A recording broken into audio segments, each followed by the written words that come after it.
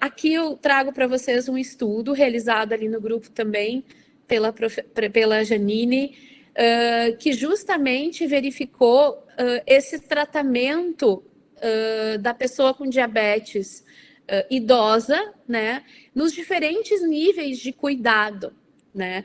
Pensando que, por exemplo, na atenção primária e na atenção terciária, será que o manejo ele é diferente?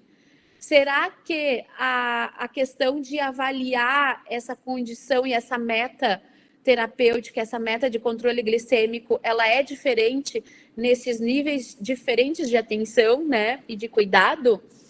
E a nossa ideia é que, num serviço mais especializado, né, pudesse ser mais intensificado, digamos assim, esse manejo, né, da hemoglobina glicada, essa, digamos, a verificação de uma hemoglobina glicada mais intensificada, né? E a gente percebeu que realmente existem diferenças, né, entre a atenção primária e a atenção terciária. A gente verifica que, por exemplo, na atenção primária se mantém muito mais as prescrições, não se faz tantas modificações da prescrição por conta do objetivo que se quer atingir de controle glicêmico, né? Mas a gente também percebe que não existe tanta diminuição da intensidade, né, em relação ao tratamento, quando se trata da hemoglobina glicada, e o que a gente esperaria que aconteceria por ser um serviço, digamos assim, de especialidade, tá? Então, assim, é importante a gente pensar nisso e pensar por que mesmo num serviço especializado, né, com profissionais especialistas em diabetes, por exemplo, ainda não é cultura a questão da desprescrição, a questão de retirar medicamento, a questão de mexer de forma tão intensificada, né, na prescrição, quando se verifica, por exemplo, não atingir uma meta terapêutica, né? E aí a gente tem que pensar que a gente tem que refletir muito antes de prescrever, né? Os prescritores têm que ter essa consciência de quando for prescrever para uma pessoa com diabetes e ainda idosa, né, com comorbidades, considerar também a desprescrição, né, de medicamentos, por exemplo, como glibenclamida, né, e insulinas, né, que fazem com que aconteça mais casos de hipoglicemia.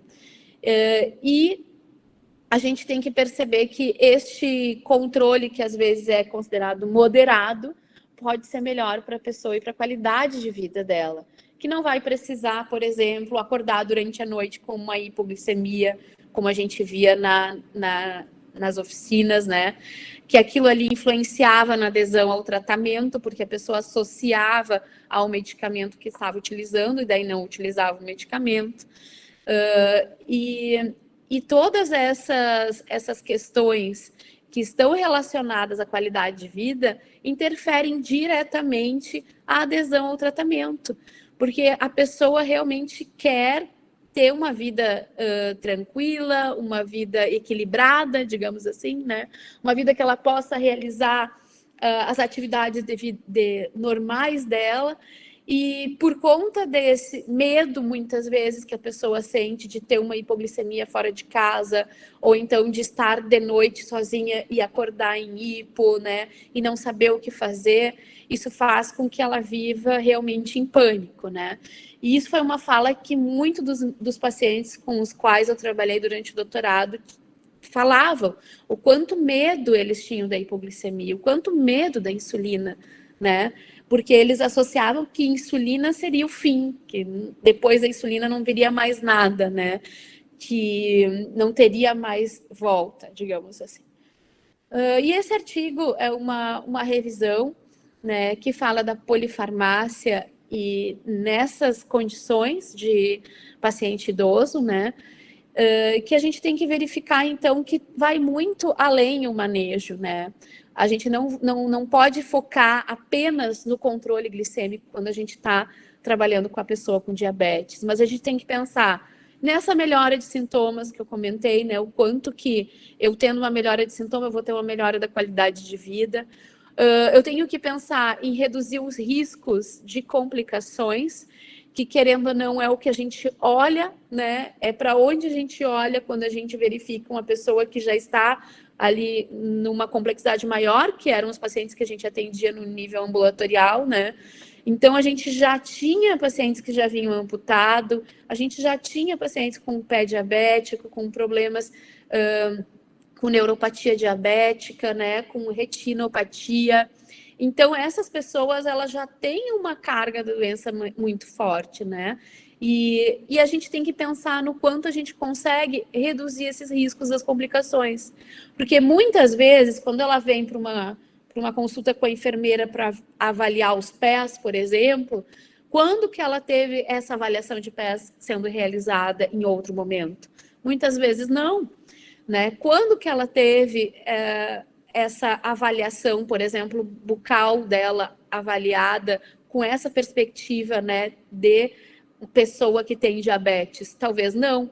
E até hoje a gente sabe o quanto influencia, e a evidência traz o quanto que problemas dentais, eles podem ser a causa, muitas vezes, né, do diabetes, e não se sabe ainda por conta o que causa o quê, né? Ou aquela pessoa que tem problemas periodontais pode ter, então, mais prevalência, digamos assim, de desenvolver o diabetes, né? Ou pessoas com diabetes têm mais prevalência de desenvolver problemas dentais. Então, assim, a gente não sabe o que é causa ainda, o que é consequência, mas a gente sabe que existe uma relação. E a gente sabe que, por exemplo, naquele momento da oficina, era muito importante ter essa avaliação, porque isso fazia com que outras questões eram evitadas e desencadeadas ali, que são reduzir os riscos das complicações. Porque se tu tem um problema dentário, que aquele problema dentário vai acarretar a ter que retirar um dente, né? Vejam, fazer uma cirurgia de uma pessoa que tem diabetes, que tem um controle glicêmico não muito regular, né? Muito controlado, a gente verifica todas as dificuldades que tem de cicatrização, de conseguir, né, liberação para realizar esse procedimento, entre outras questões que também podem estar envolvidas. E outra questão que a gente tem que pensar, que vai além do nosso controle glicêmico, é a questão de minimizar os danos do tratamento. E aí o farmacêutico entra com muita força para que isso aconteça, né? Porque somos nós, farmacêuticos, junto com a equipe, trabalhando com foco na pessoa, que temos este olhar para que a gente consiga observar o uso dos medicamentos, observar os medicamentos que estão em uso de forma global e conseguir, a partir dali, verificar onde estão os danos, onde que está o problema relacionado à farmacoterapia presente naquele caso. E a gente tem ferramentas para isso, né? Então, esse é um papel muito importante do farmacêutico neste manejo, tá? Então, DM2 é uma doença crônica bastante complexa, como eu quis relatar, né? Que envolve multissistemas. O cuidado, ele não se restringe apenas à redução daquela glicemia, ao controle glicêmico, né, a controlar a hemoglobina glicada. O cuidado, ele é muito mais abrangente quando se trata de pessoa com diabetes, tá? Faz-se necessário também a gente ter esse cuidado amplo, essa avaliação ampla dos medicamentos, das condições, das comorbidades, né? Para que a gente possa reduzir os riscos multifatoriais que nós chamamos. Que é, por exemplo, eu ter uma redução da pressão, uma redução dos índices lipídicos, né?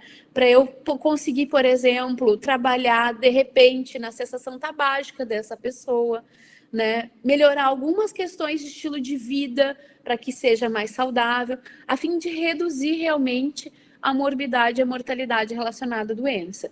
Mas vejam que todas essas questões que eu falo para vocês, né? Olha, vamos reduzir os riscos multifatoriais, não são questões simples. Então, são questões que estão muito ligadas ao querer, à vontade da pessoa. E isso eu descobri quando eu trabalhava com esses grupos de pessoas com diabetes, que muitas vezes eles diziam que eles não eram tratados como pessoa, né?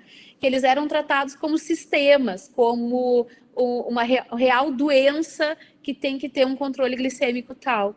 E isso, gente, é muito importante que a gente reflita sobre, né? A gente tem que tratar a pessoa com diabetes primeiro como pessoa.